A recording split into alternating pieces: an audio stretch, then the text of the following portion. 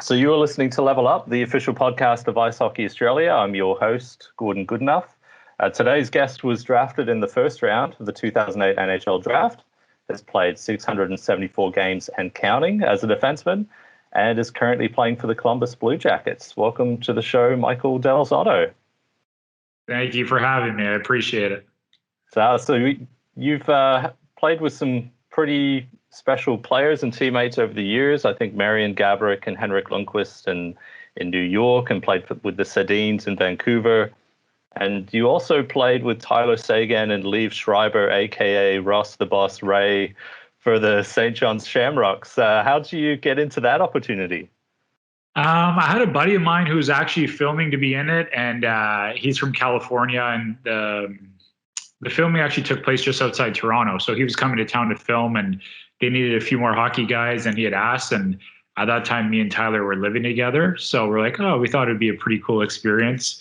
So we jumped on that pretty quickly. And for, we were in for, 30 seconds, a minute, however long it was. It actually took us the whole day to shoot that scene. So it gave us a pretty cool indication of really how much work goes into filming a movie. And getting to meet some of the guys was pretty cool. Growing up watching American Pie, obviously Stifler I was a huge fan of his. So being able to meet him, and he was such a genuine guy. Not a lot of hockey experience or skating experience for that matter. So he was picking our brains on hockey stuff, and it was a really cool experience. We enjoyed ourselves. Yeah, so that was, of course, Goon, the last of the Enforcers from 2017, I think. Is that something that you're potentially looking at transitioning to after hockey into acting? I mean, that'd be nice. The modeling career is over with all these stitches and scars I've accumulated over the years. That's something cool. I enjoy experience things outside of hockey. There's a lot of guys that are just solely based on hockey. I take pride in being not just Michael Del Zotto, the hockey player, but the human being. I play the alto saxophone. I DJ. I'm very involved with numerous charities that I sit on the board for. I just love learning new things. So the acting side was a new experience for me, and who knows what may happen after hockey. Yeah, we'll definitely get into a little bit more about your DJing and saxophone. We've listened to some of your stuff on SoundCloud, so it's good stuff. But just more in the present moment, what's been your experience now, like playing with kind of no crowds? There's obviously restrictions for what you can and can't do. What does a typical kind of off day look like for you? Yeah, it's tough. As a guy who likes to keep myself busy, do things outside of the rink, we really can't do anything right now. We're either at home, the hotel on the road, or at the rink. That's it. We're even limited to the time we get to spend at the rink. We don't get to spend time with our teammates away from the rink, which has been the toughest thing for me. Coming to a new team, I like to keep things light. I love to joke around at the rink, and part of that is getting to know your teammates better. We're essentially a family. You're together all day, every day for 8 to 9 months. So not having that has been all these restrictions has been very difficult. Without fans, you kind of get used to it. It takes away from home ice advantage, obviously. For a team like ours who kind of feeds off energy and emotion, I think it's been a struggle for us finding that consistency. And that's one thing we've talked about actually recently is, the emotion and energy that may come from the crowd, from a hit, a goal, a big save. But the one thing you have to remember is you're out there, as much as the fans are a crucial part of the game, we're out there battling for our teammates. And, everything we do is for each other, for the family. So it's something that's tough, but it is what it is, and it's probably not going to change this season, so we have to deal with it. Yeah, I think I've noticed, I don't know if it's just me, but I've noticed more fights that are happening in the games, like players just trying to get those energy levels up, it seems, during games. Maybe it's a consequence of playing the same teams constantly. Yeah, I think that's actually been a cool part about it, is with the trying to limit the travel is playing the same team 2 times, 3 times, or like I think it was Phoenix and St. Louis played each other 7 times recently, just because of the schedule with some teams sitting out. I think that adds to some rivalries and renews some rivalries that may have gone away over the past few years. And I think it's cool. It adds to the emotion of the game and increases, I guess, the hatred for each other, where it will sometimes lead to more hits and possibly fights. Yeah. So going back to your early playing days, you grew up in Ontario playing junior hockey with guys like Steven Stamkos and others. What was kind of it like that experience playing in kind of a hockey hotbed? What was the culture that you grew up in? Yeah, I mean, hockey was everything, is everything really in Canada, especially Toronto, with so many kids there playing hockey. You know, I was fortunate enough to grow up playing with some great players and have some great teams. The thing I stress to kids is when me and Stammer played with each other, it wasn't, of course, we had great chemistry in games, but I think what made us the players we are is in practice, we push each other. And obviously there's always that internal competition, but you're pushing each other for the betterment of the team and the success of the team. So in practice, we didn't take it easy on each other. We competed that much harder against each other because we knew we were getting the best competition there. So it was, I think it's a unique thing that we've kind of gone away from as far as teammates. Sometimes you take it easy, but even in practice now, especially with Torts, you know, we talk about still staying physical in practice and getting something out of it. You know, practice isn't meant to be just going through the motions. You still have to put the work ethic in, and, you know, practice makes perfect. Yeah, good point. How much time would you say that you dedicated to on-ice training? Did that kind of change as at the different levels as you progress through juniors up to the NHL? Yeah, so in minor hockey, until I got drafted to the OHL, I always played soccer in the summer. So I didn't play hockey. I took a couple months off, and I love soccer. I still miss it to this day. So I was, and I'm a big supporter of playing numerous sports. I think there's such a benefit in that, and it allows you to enjoy hockey that much more too, to have a break. You're that much more excited to get back into it. And other sports, I think you develop different skills that will help you in hockey. So I played soccer all the way growing up until the OHL. And then once I got in the OHL, you know, it'd be on ice training an hour and a half a day. And then in the gym anywhere from an hour to 2 hours for 5 days a week. And as the years have gone on, it's, you know, changed drastically actually. From my first few years, I take pride in how hard I work, but at the same time, I was overtraining. You know, I was doing too much, and, you know, sometimes some seasons early on in my career, by the time I got to December, January, my body was burnt out just because I'd been doing so much. I training where I was training. I went to Matt Nickel, who I've been training with the last 5 or 6 years now, I think, and he's been so great for me as far as resting and making sure my body stays healthy. So it's not always about, you know, lifting as much as possible or training every single day. You know, if your body isn't in prime form, rehab is huge.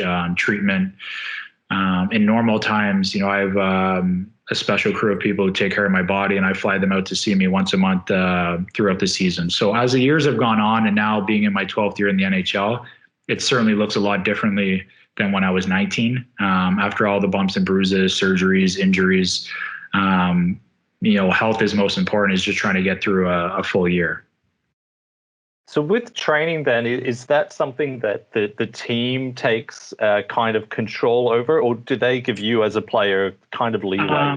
It depends on the team and your age. You get to a point where, I mean, everyone has their own trainer. They typically go back home to wherever they're from or wherever they live in the off season and have their staff there or other people they train with. Back to, like you were mentioning before, Toronto being the hotbed of hockey, there's so many guys that live there in the off season. So we have a pretty special crew of guys that we train there and we skate together. So off season is essentially in season for us, just playing with or practicing and training with guys from other teams as opposed to your own team. You know, we have 20 plus guys. So when we get back on the ice, we're running full practices together. Yeah, interesting. So as a kid, I think you were a forward and then you switched to defense. At what point did you make that change, and you know, why did you make the change? What kind of advice could you give to young players who are looking at making a switch? My dad actually switched me right when I switched teams. I played with this one team for 4 or 5 years. I was a centerman, loved scoring goals like everyone else does. But the strength of my game, and still is how I see the ice and my vision in passing. So my dad thought I'd be a better defenseman and be able to quarterback a power play. Similar to a quarterback in football, you're able to see the whole ice and make the appropriate plays. So that was the reason for the switch, and obviously worked out pretty well. So I have my dad to thank about that. As far as advice given, I think it's tough. I wasn't young enough to really know about the switch. I trusted my dad. He knows my game better than anyone. It's tough. I mean, everyone loves scoring goals. That's obviously the most fun part of the game. I still, to this day, believe that the smartest players on the ice are the defensemen, because if you do make a mistake, it's typically in the back of your net, whereas the forwards can kind of skate up and down the ice and know they have a layer behind them to protect them. But it's different. It's different for everyone depending on their situation, their position. My biggest advice to everyone is have fun, because as soon as you lose the fun in the game, then you don't enjoy it, and you'll see your results kind of plummet. Did you realize at that stage when you switched that you had a real chance to play professionally, or did your father see that potential? Yeah, I mean, I was still so young where I just loved the game so much. You couldn't get me off the ice. We were fortunate enough to have a rink in our backyard as well, and I was on that thing any chance I could with my older brother. But as I got probably 13 maybe, and I was playing with Stamkos, and our team was pretty close to unbeatable, and you just saw the stats that we were putting up. I guess different awards we were winning in tournaments and whatnot. It was like MVP or best defenseman of the tournament, stuff like that. I think then I started to understand that maybe I had a chance, but always in the back of my mind, my goal was I wanted to be an NHL hockey player, and that nothing was going to stop me. And you reached that goal. You were drafted 20th overall by the Rangers in 2008. Drafted into the team with John Tortorella behind the bench. So how did you make that switch between the OHL and the NHL, both mentally and physically? Physically was a big jump for me, because that's when training really ramped up. And to be honest, the biggest thing for me was diet. Much different than now. At that time, we didn't really know what diet was. I remember in junior, I was waking up having 2 Pop-Tarts every morning for breakfast, and I thought that was fine. I didn't really see the issue with that. So I think the access that kids now have to not just training, but diet, rehab, treatment, all these different things that weren't available when I was at that age. So that's a huge, huge plus for them. And I think that's why you see more and more younger players coming up playing now. But the jump, the mental jump was the toughest. I was an offensive defenseman, didn't really have to play a ton of defense. Wasn't really taught, to be honest, defense, blocking shots, all the little things that help you be an everyday player, win championships. And there were some ups and downs with Torts. Like he was very, very hard on me. But I've said it to this day. If it wasn't for him, although we did have the ups and downs, he's made me not only the all-around defenseman I am, but the person I am today. And I've been saying it for years. I would love the opportunity to play for him again. And here we are in Columbus, 12 years later, and I'm playing for him. And I'm really, really enjoying it. Is there something in particular that stuck with you that he taught you early on in your career? A few things. I think just the mental toughness aspect of it. Mind over matter. There's numerous times where you may be going through a tough time, and he would pour it on you, but it made you that much tougher. And I said once, after I had another coach and I wasn't with Torts anymore, there was really nothing any coach, player, person, GM could say or do to me that would really affect me. So I think the mental aspect of it was the biggest thing I got out of him. And that's what I love playing for him now too, is where you stand with them. And it took me some time to understand that, but there's very few coaches or personnel for that matter that will give you the honest truth. He wears his heart on his sleeve. He's going to tell you how it is. And it's not to belittle you or to make you feel poorly. That's the only way he knows how, and I think that's the best way to approach it too. Everyone knows where they stand, and there's no gray area. Did you have a mentor like during those early years too that kind of helped you deal with the new challenges of the NHL? My first few years, not so much. My third year, I think it was, we brought in Brad Richards, and Brad was in a similar situation with me. He was a young guy in Tampa Bay when they won the Cup. I think it was 2004. So at that time in New York, Richie was probably, I want to say, early 30s. So similar position I am now, where I'm now helping out with younger players. He really helped me out because he had dealt with torts early in his career, and then obviously later on in his career too. So he understood, I guess, the ups and downs with them, what it takes every single day, the mental aspect, everything that I just talked about. He understood that. So having him there and the familiarity with torts was huge for me. Yeah, excellent. Well, how would you describe your playing style? This is a bit of a question that I've always had. Have you had to adjust it over the years as the NHL has changed? Have you had to adjust it? Obviously, you've played under different teams and systems. Have you had to adjust it accordingly? What's been the impact of playing under different coaches and systems? Yeah. Early on in my career as an offensive defenseman, then I go to Philly. Didn't really play power play there. I was actually playing a shutdown role and penalty kill. Then go to Vancouver and kind of play a little bit of everything. So as the years have gone on, from just working at my game, learning, watching video, experience, learning how to play every situation, and then just adjusting to whatever situation or scenario you're put in. So I think that's probably my biggest asset is I'm very versatile. I'm able to play the left side, the right side, power play, penalty kill, against the top lines, against the fourth line. So whatever situation I'm put in, I'm able to adapt and fit into that role. Yeah, it's one of the reasons why I wanted you on the Leafs for about the last 10 years. So yeah, obviously you put your body through a lot. We were talking earlier about some of the different gruesome kind of scars and injuries that you've had, and lots of things with skates. To keep up with an NHL level of play, what does your strength and conditioning program look like? We talked a little bit about it. How successful or how important has it been to your success on the ice? It's been big throughout the year. It's not about getting stronger, faster, quicker, all that. It's just maintaining and staying healthy. So a lot of that is rehab stuff. As I said, in normal times, I have my team that I bring out to see me once a month, just to make sure everything's working, functioning properly. Sleep is huge, and nutrition. I've taken a huge interest into nutrition. I cook pretty much every meal. I enjoy cooking too, which certainly helps as well. And not only, as much as your body, I enjoy looking good, and it's also for to play well as well, and then to stay healthy. The first part of the summer, typically we don't really lift at all. It's all correctional work, functional movement, and just making sure the body's getting back to, healing from all the bumps and bruises throughout the season.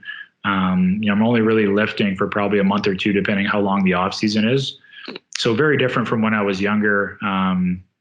It's just a matter of the body moving fluidly and staying healthy throughout the year. It's a much different game than even early on in my career, where you still had, every third and fourth line.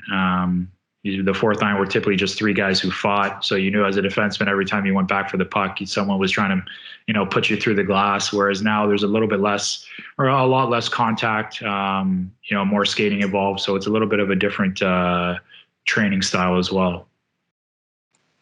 It's nice that your diet has moved on from the two Pop-Tarts in the morning. So that's good. As a defenseman, is there someone that you look at on the schedule that your team is coming up to play against, and you think, oh no, not that guy, not that forward, or not that team? Is there anyone like that for you in the league?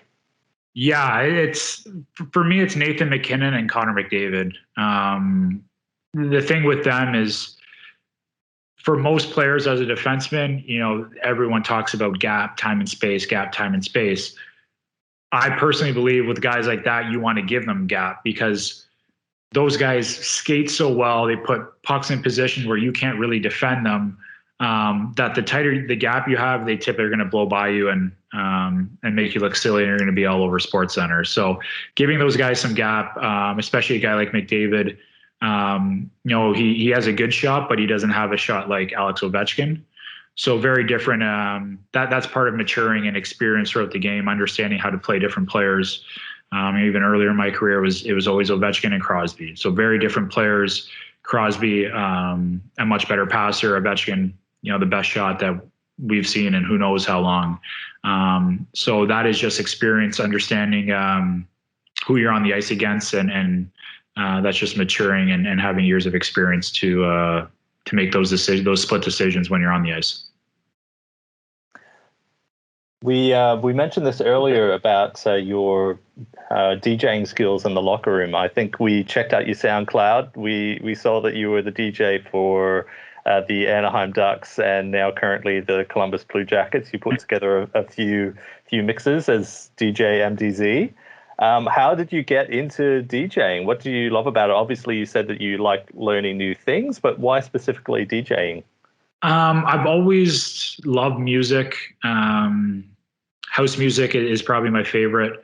When I was in Philly, I was the only single guy, and I was getting back from the rink, practice days at 1 p.m. and I'd watch Netflix till dinner time. I'd cook, watch Netflix, and go to bed. And I finally said one day, like, this is enough. I need to find a hobby and do something more productive with my free time. And I've been fortunate enough to, be friends with, some pretty big DJs. I've seen Tiesto perform, I don't know how many times, become, close friends with him from my New York days. So I've known him, probably 11, 12 years now. Loud Luxury, I've seen perform numerous times. They're from Toronto. I've been in the studio with them and some other guys. So being in the studio with them and seeing them do their thing, allowed me to, I guess, improve. And like anything, practice makes perfect. But the biggest thing for me, even playing gigs, I've played in Montreal, Miami, Toronto, music's an international language. So it doesn't matter where you are. The feeling of being able to perform or play music and bring a smile on someone's face, to me is really special, because everyone has their own things going on. A lot of negativity, especially nowadays with this pandemic we're going through. And the ability that music has to change your emotion and put a smile on your face, make you happy, is something that I truly, truly enjoy. And so I got into it, started playing mixes in the room. The boys loved it. Started playing it for on-ice warm-up. Then I'd have buddies on other teams saying, oh, like, how cool it was. So I know in St. Louis, Braden Shen has some of my mixes for their games in St. Louis. So I think that's pretty cool when you have other buildings playing your mixes on the ice for their warm-ups.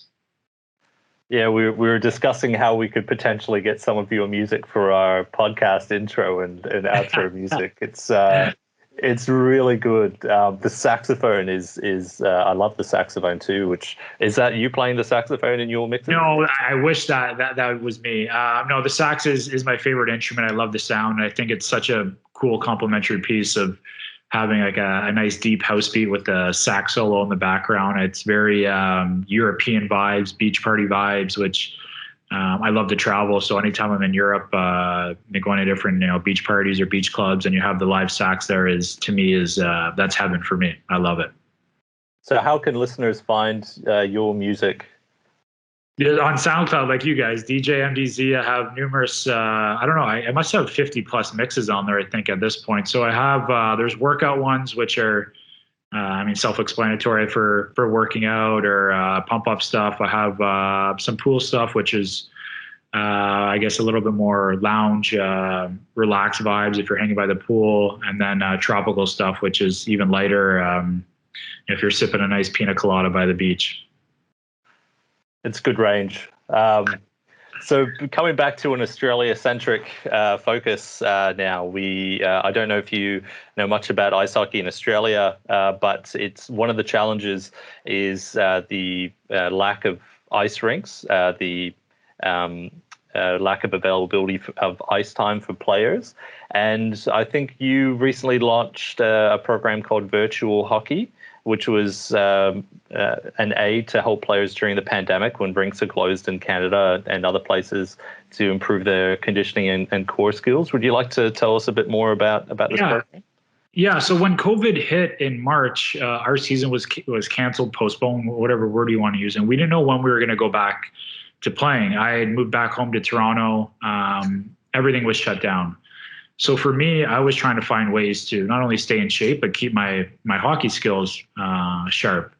So I knew if I was going through that, I started thinking, from a kid's point of view, thinking of all the kids that are trying to develop. They're at ages where they're developing. You could say me at 30, probably not in the same boat as that, but kids don't have their skill sessions. They're no minor hockey available. There's nothing available to them. So I wanted to put together a cool program where it allowed them to not only stay fit, but also continue developing their skills. And there's numerous aspects to it. The lockdown is continued, and I feel so sorry for these kids. But we launched the program on January 1st. It's inexpensive, which is great. We've obviously thought of that. Everyone going through tough times with COVID. So it's $180 for the year, which is very inexpensive considering it's $300.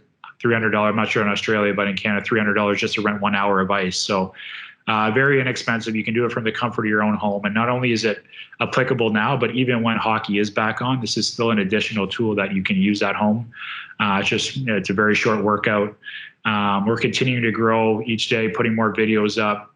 A very cool aspect of it too is each workout that you complete, you gain points, and with these points, you're able to enter into draws to earn or win signed NHL memorabilia. How can players find out about this? Where can they go to? So virtualhockey.com is the website. There's a 24-hour free trial, so they're more than welcome to go on, try it out for a day, try a few workouts, and see if they like it. It's great stuff. We have, as I mentioned, we have a few more things in the works. We're working on different tutorials to get in more of the skill development side. Right now, you work your way up from rookie to sophomore to veteran, so the workouts get harder and harder. But there are some moves in there that are a little bit difficult, so we've slowed it down to help on the teaching aspect as well. So it's not just about getting a sweat in or a workout, but there is some teaching aspect to it to help with the development. And to be honest, as much as the kids have loved it and the feedback we've gotten, the parents seem to be the happiest. Just being able to get their kids off the couch and something to stay active and get away from the video games. So I seem to be I've made a lot of new friends who are parents, that's for sure. I think I remember reading somewhere that you had also tried to rebrand 2021 as the year of the workout. Is that correct? Or the year of the year 2021, the year of training. Yeah, I think with 2020, everyone, the unfortunate situation we're in, being locked down, really not knowing when this was going to end. I think adding some optimism and having a positive outlook to 2021, getting back, training and making up for the lost time of 2020. It's a good mindset. Speaking about mindset and other things, just a question about what do you think it takes to be unsuccessful at an NHL level? So, for example, what's the difference between a player who's able to make a long career in the NHL and another one who seems to, be bumped up and down between the AHL and NHL, or only gets a cup of coffee? What's the difference? Is it just skill, or are there other things involved? Complete opposite. Everyone who gets to this level is skilled. It's perseverance, discipline, dedication. The toughest part about our sport or the NHL is confidence. Is you can lose it so quickly. So the two biggest things are, how do I get it back as quick as possible? And then the other way is, when you have it, is how do I hold on to it, right? And it's a very humbling league, just because you are playing against the best of the best, and not every night is going to go your way. In a normal 82 game schedule, if you're able to play, I would say 65 really good games, 65 to 70, to me, that's a great season. You're not going to play great every night.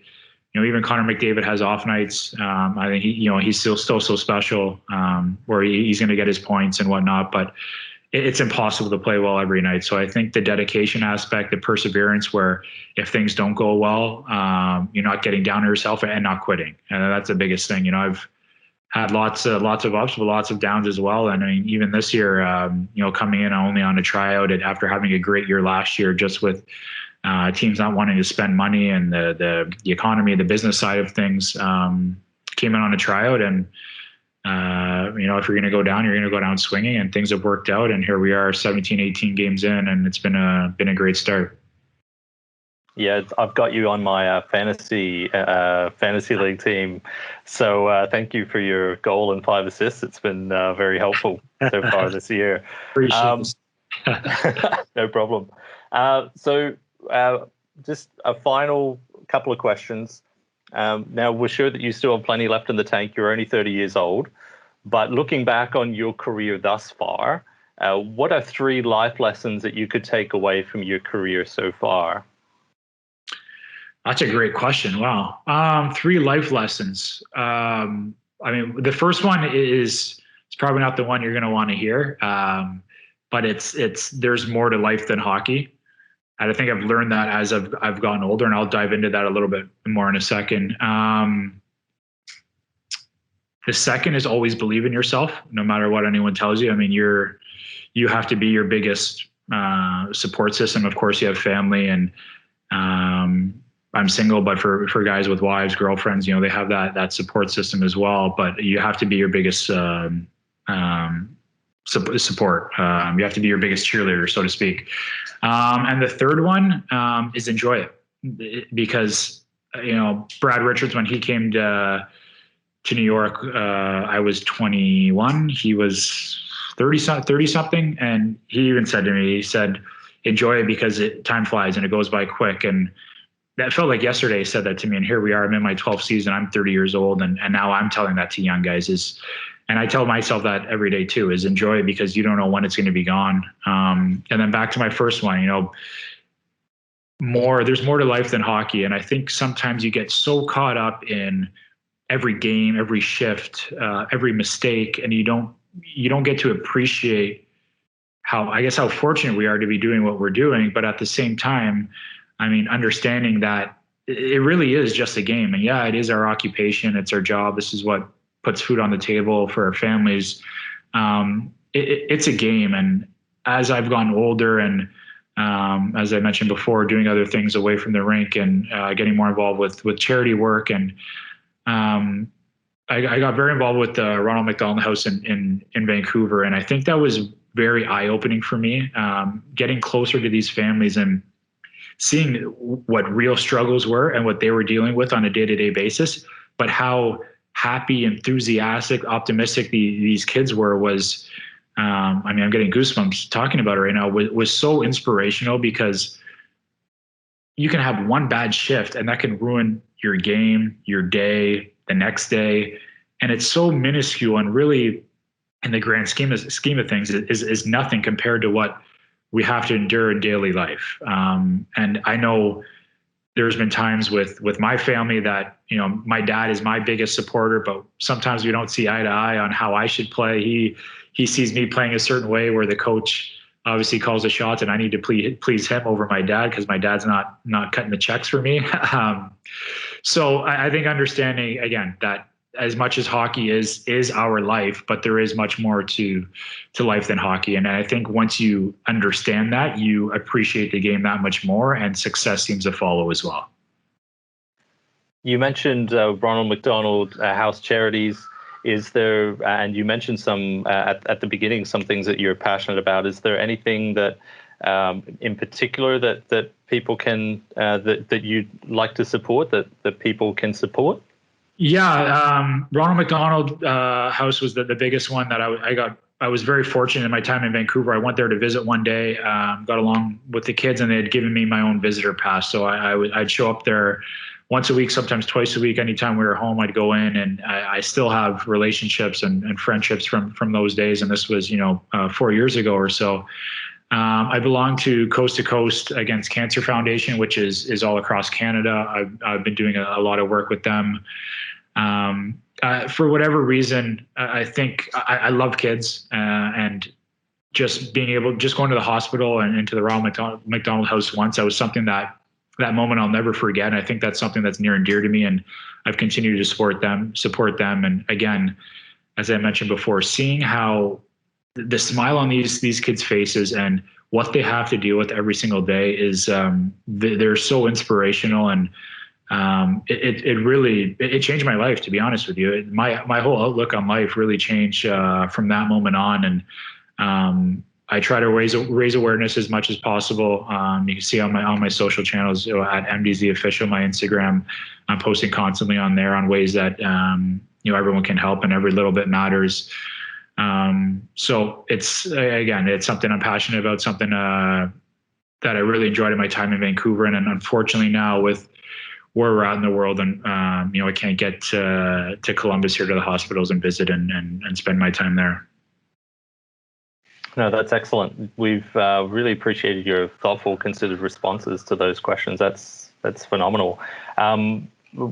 Final question: where can people reach you? You mentioned you're on Instagram, MDZ Official. I know you're on Twitter. Any other channels?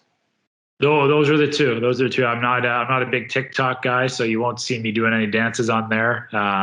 That's probably the one that might be my next thing to conquer, is dancing. It's not my strong suit. Pretty awkward, but maybe that's my next thing. But yeah, Instagram, MDZ Official, Twitter at Michael Del Zotto. I'm very active on there, so people would be more than happy to hear from people, and I hope can get to the audience in Australia, all the kids there. Hopefully they enjoy the platform. As I mentioned before, it's a 24-hour free trial, and I know we're going through a very difficult time, but I think this is something that could be very beneficial, and I'm looking forward to hearing some feedback. Yeah, excellent. We'll have to get you over here sometime to play in Australia. I'm planning on it. I'm dying to visit there.